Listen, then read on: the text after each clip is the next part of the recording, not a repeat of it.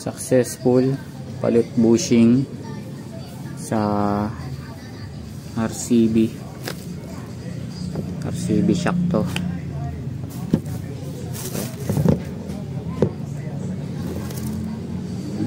RCB DB2 yung taas okay pa to, hindi pa to sira.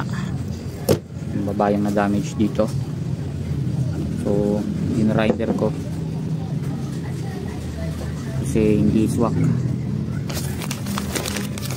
So itong pinalit ko dyan, Yamaha na Jupiter MX.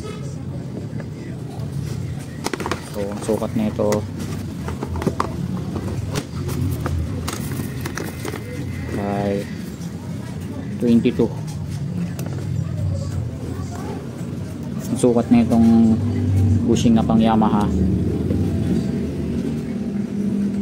yan, 22 something. So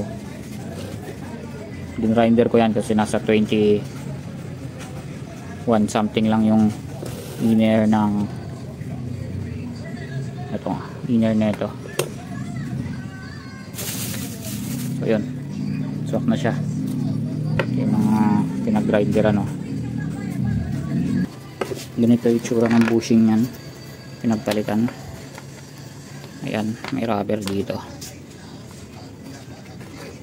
Ayan,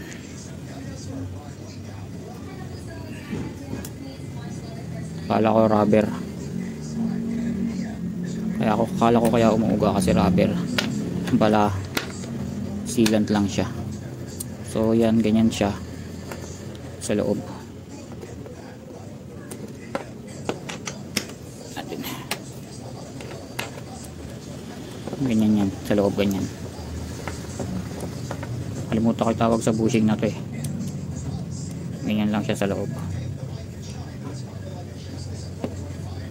Bali ito, bakal sa bakal lang din, wala siyang rubber.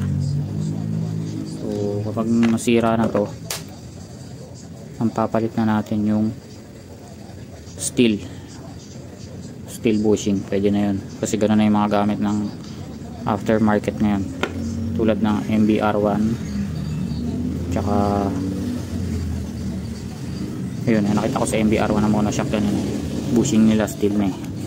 So testing ko muna to, kapag bumigay steel bushing na ako.